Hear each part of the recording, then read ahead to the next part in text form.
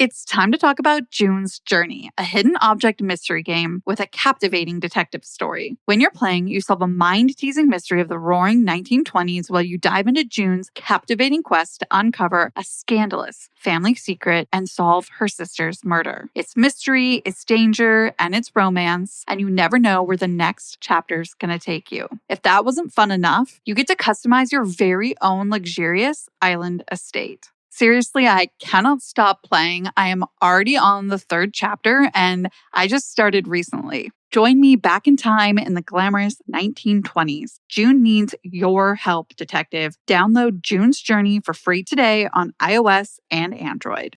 Allergy season is just around the corner, and Brio, the innovative air purifier, can help.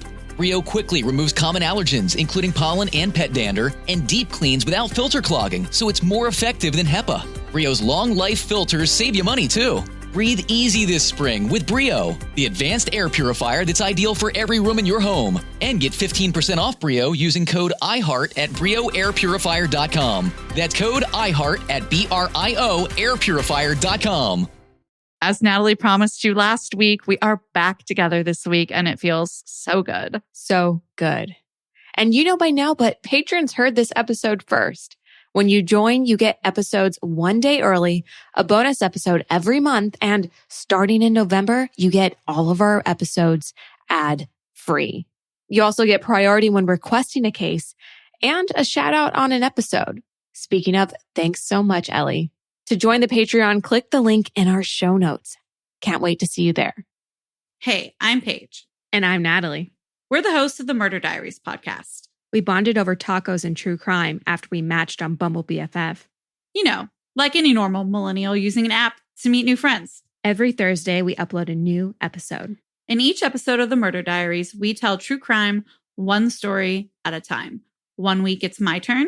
And the next week, it's mine. Sierra LaMar was 15 years old when she disappeared on the way to her school bus stop on the morning of March 16th, 2012. Investigators were quick to find that Sierra never got the chance to board that bus.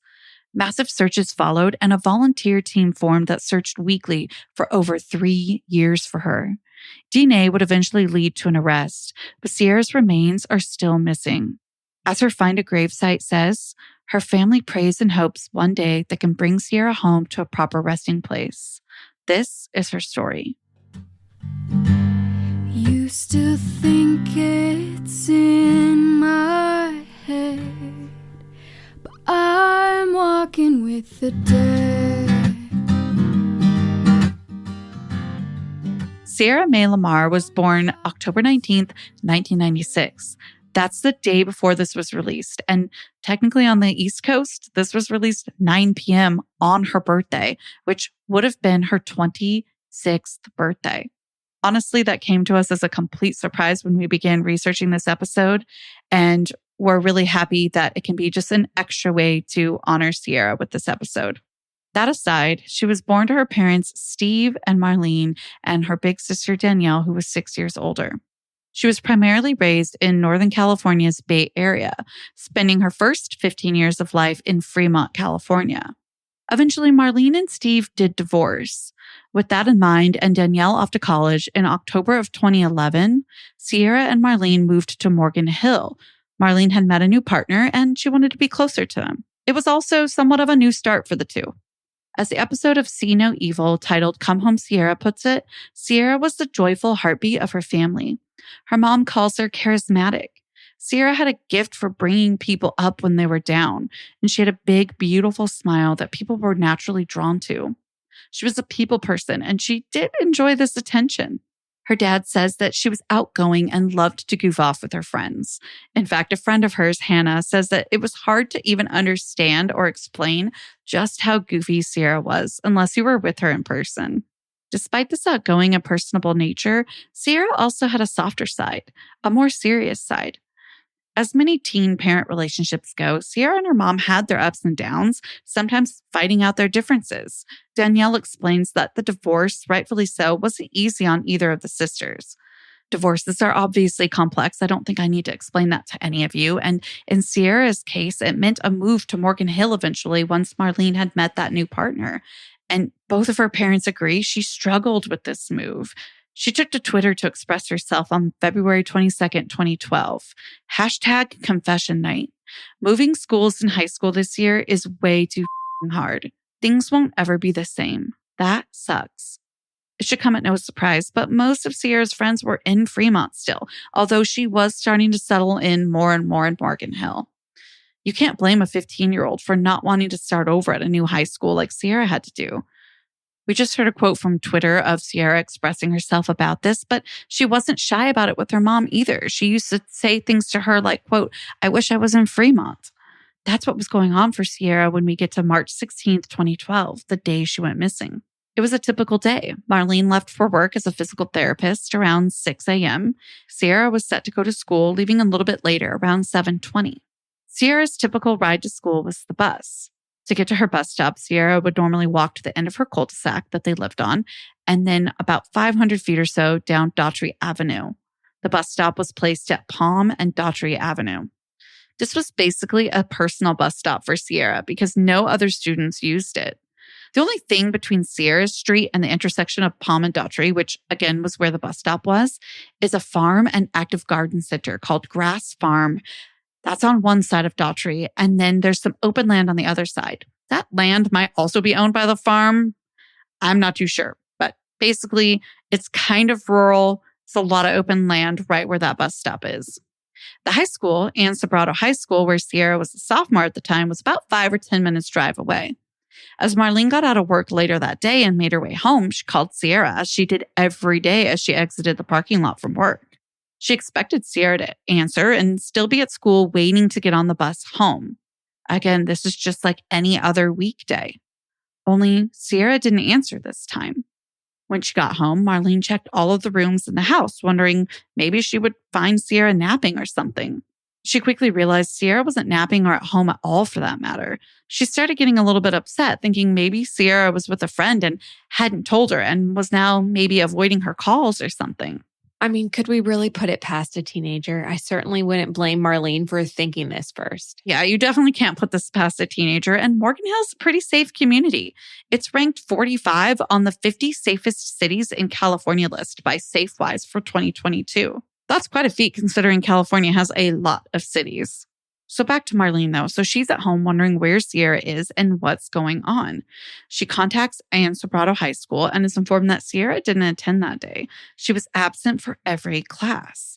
I want to note that while the See No Evil episode says Marlene contacted the school, NBC stated in an article that she was notified by the attendance monitoring notification system. A lot of schools, at least in the US, have this where if your child is absent, but no one's called in for that absent, you're going to get a notification. That aside, these two resources sort of contradict each other, but it's possible that maybe she was contacted by the auto notification system and then called the school. I'm not sure, but either way, Sierra never made it to school. The anxiety starts to grow for Marlene, and she calls Sierra's dad, Steve, to let him know what's going on. He hadn't heard from Sierra either, so the two of them decided that Marlene should call around to some of Sierra's friends and see if they had heard from her, or if maybe she was with them. And Steve got in his car and headed down to Morgan Hill from his home in Fremont to support and figure out what was going on. During her round of phone calls, Marlene called Sierra's longtime friend, Hannah. Hannah was a friend from Fremont, and Marlene was sobbing when she was speaking with her. Hannah tells Marlene that Sierra's not with her, and come to find out, she hadn't received a text from her all that day. That's when the panic really set in. Marlene was frantically calling Sierra with no answer, and by 5:30 or 6 p.m., with daylight waning, she called 911. We couldn't get access to the actual 911 call, but Natalie and I are going to read it through here. I'm concerned my daughter's missing, and she didn't show up to school. We're worried she was abducted.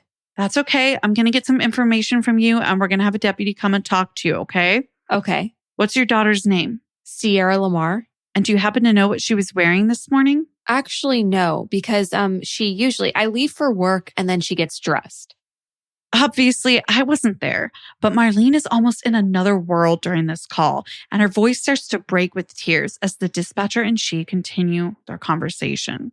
As deputies responded, of course, it was called into question if Sierra might have been a runaway, wanting to go back to Fremont or something like that. But Lieutenant Quinones from Santa Clara Sheriff's Office says that while they do get a lot of 15, 16-year-old runaway cases, these children often end up calling their parents or show back up at home within just a few hours. This wasn't happening in Sierra's case, but law enforcement still said they required someone to be missing for a certain amount of time before they could be considered missing. As always, we want to remind our listeners that there is no federal requirement. I repeat that, no federal requirement that makes law enforcement make you wait a certain amount of time before you can make a missing persons report or your loved one to be considered missing. The next day, after 24 full hours since Sierra had last been seen, she was officially logged as a missing person. Investigators begin to search for Sierra and speak with her friends. Hannah says that's when she knew just how serious it was. She emphasizes the word interrogated when she reflects on her experience being questioned about Sierra and if she was a runaway. In her questioning, Hannah agreed that yes, Sierra was unhappy with the recent move. So, of course, investigators were going to wear this runaway theory out. Detectives became more confident for a bit in their runaway theory when a friend from Morgan Hill that was also questioned mentioned that Sierra had expressed to her before that she wanted to run away. And look, who knows when this was said or under what circumstances?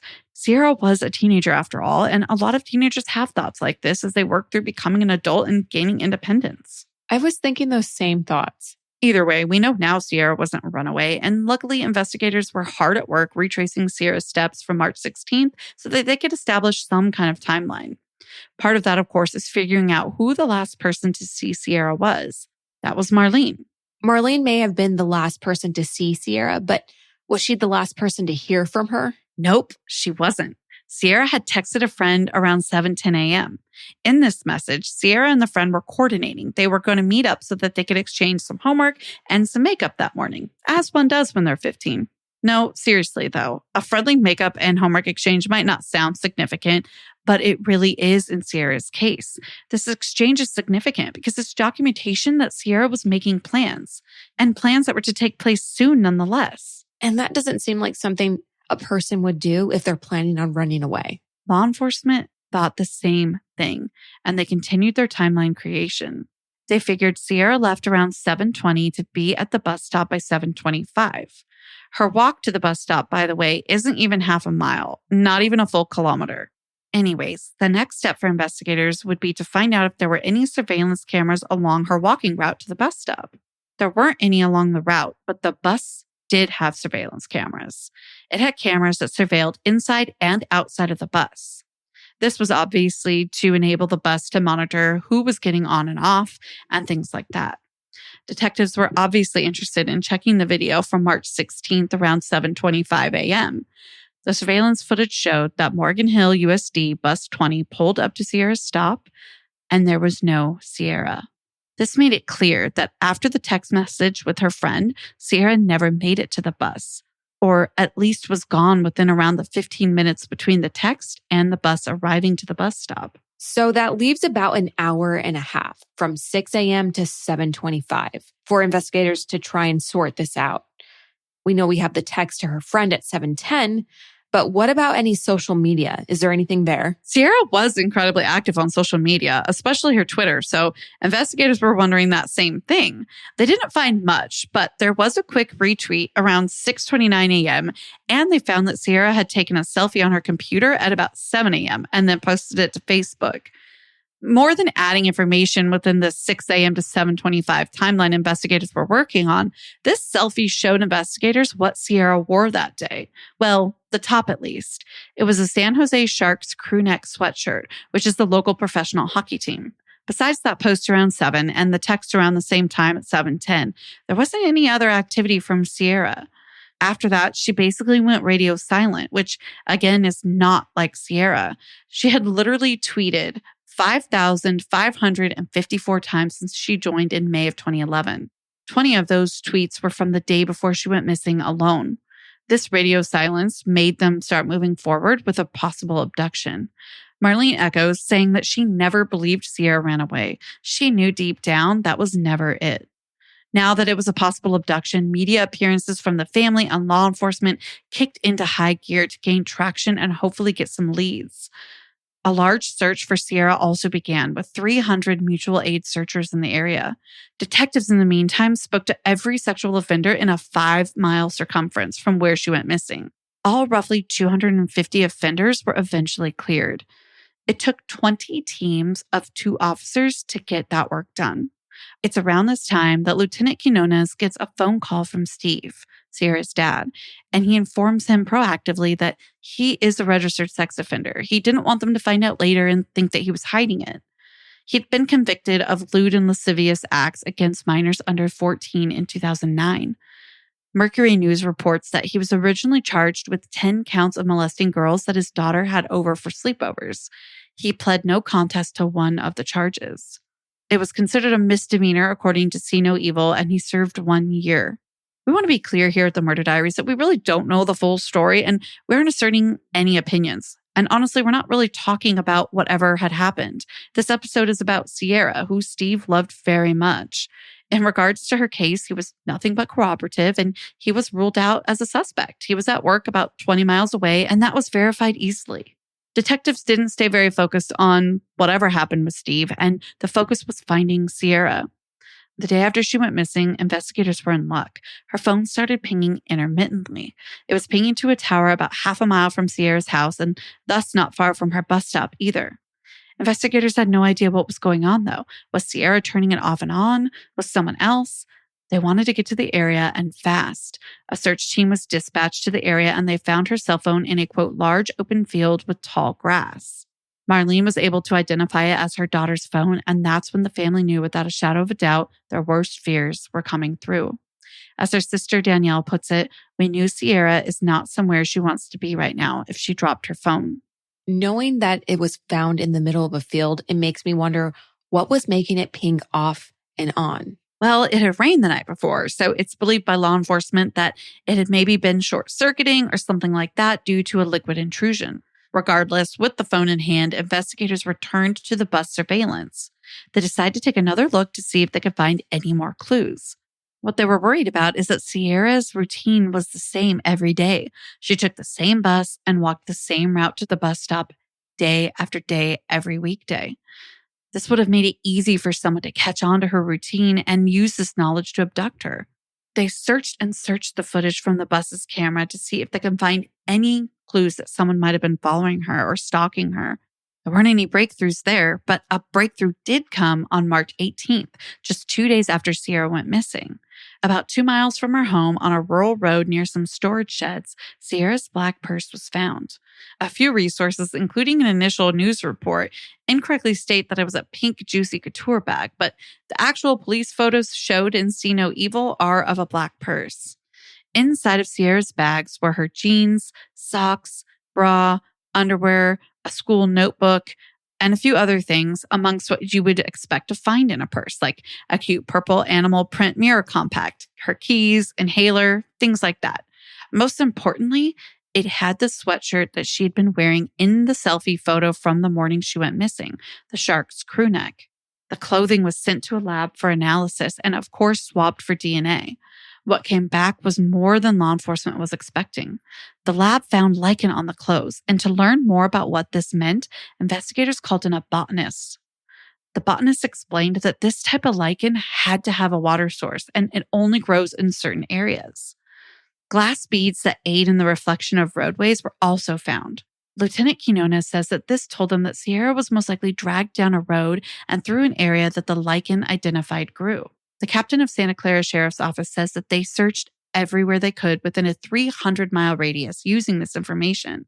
They searched on the ground and in the air, infrared, you name it. They could not find Sierra. It wasn't over yet, though. The DNA found on Sierra's clothing was entered into CODIS, and on March 22nd, it came back as a match for Antolin Garcia Torres. He's described by Lieutenant Quinones as a 21-year-old arborist who used to work for Safeway. Sierra nor her family knew Antolin, so this told investigators that there was no reason for his DNA to be on her clothes unless maybe he was the abductor and assaulter. The material they got the DNA from, after all, was identified as semen. With this new match, investigators started surveilling Antolin, quote, in many different forms that same day. They needed more information on Antolin. According to one of the sheriffs, DNA wasn't enough to arrest him right away, and they needed to figure out if he was still holding Sierra somewhere or what was going on with him. I'm curious about these different forms of surveillance. It's very impressive. One of the most important forms was 2 undercover officers that posed as a couple and moved in near him at the Maple Leaf RV park where he was living with his girlfriend and daughter. This RV park was about 7 miles from Sierra's home. By doing this, one of the most important things they noticed wasn't necessarily something that Antolin did, but it was that the RV park had a camera. Investigators decide to look at the footage from March 16th on this camera, and lo and behold, it shows Antolin leaving at 8 a.m. However, the sun was still rising, which isn't quite right for 8 a.m., and it turns out that the clock on the camera had just never been adjusted for the time change, so it was really 7 a.m. This would match the time for when Sierra went missing and how long it would have taken him to drive the 7 miles to the bus stop area. Moreover, investigators checked his time card from work. Antolin never showed up on the 16th, despite leaving at 7 a.m. as he normally would have for work. So where was he going? The camera also shows Antolin returning to the RV park around 12:57 p.m., almost 6 hours later. Less than a week after this surveillance had begun, they concluded by Antolin's movement that he doesn't have Sierra kept somewhere, that unfortunately she may not be alive. Investigators decided it was time to speak with him. They wanted to give him a consensual vibe, like he was in control when they did, but they wanted to see what he would tell them. Lieutenant Quinones describes him during his interview as a straight sociopath. When asked if he had any type of relationship with Sierra, his response was, "I doubt it. Why? The first time I ever seen her was on the news." With those 2 simple quotes, he effectively removed himself from Sierra, confirming there would be no reason for his DNA to be on her clothing once again. Investigators were hoping now that Antolin might be a little bit nervous, thinking that they were on to him since they spoke with him. And with these nerves, they were hoping that he might somehow lead them to Sierra, whether she was alive or not. After 3 days of no Sierra, they got warrants to search his RV and to seize his car, a 1998 red Jetta.